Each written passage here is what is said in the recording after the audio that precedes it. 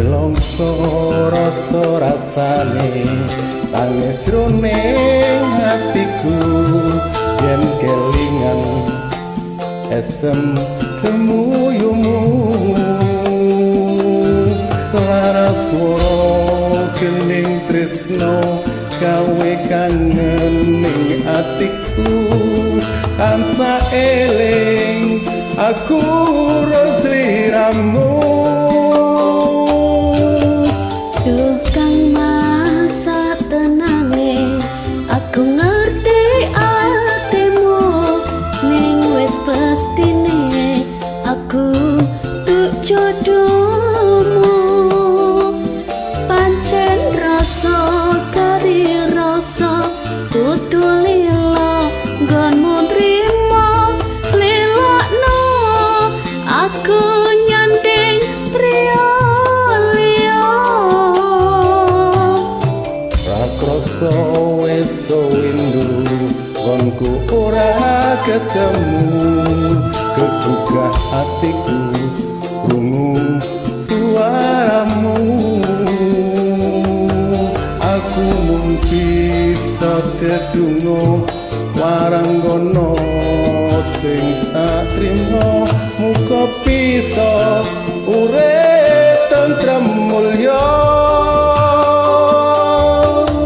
tak tulis lakon tresnamu ning gendeng katresnanku tak tembangne saben kangen sliramu sak tenane aku nangis nanging tresno wis kinaris tak lakoni kanthi ikhlas ati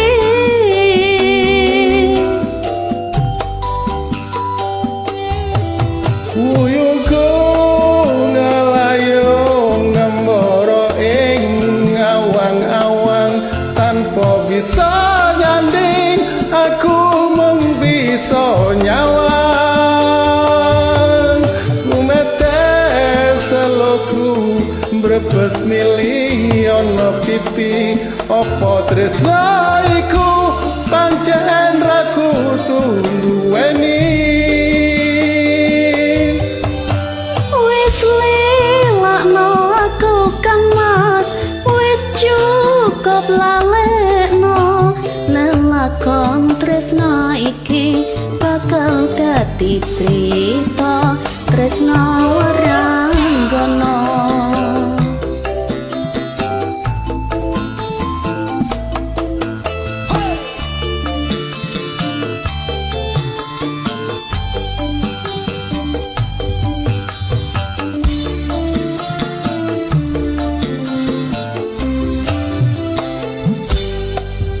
Rakrasa wis windu nggonku ora ketemu kegugah hatiku krungu suaramu aku mung bisa dedungo waranggono sing tak tresno muga bisa urip tentrem mulya.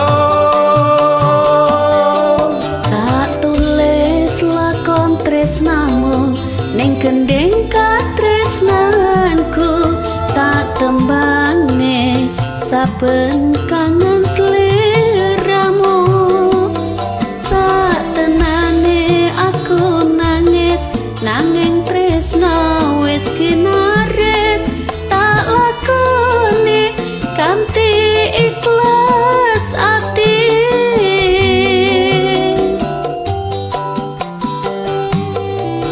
Uyuku ngalayu ngembara ing awang-awang tanpa bisa nyanding aku mung bisa nyawang gumetes seloku mbrebes milih ana pipi apa tresna iku pancen ra kudu duweni.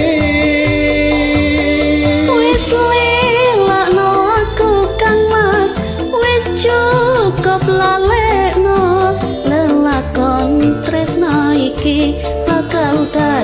crito tresno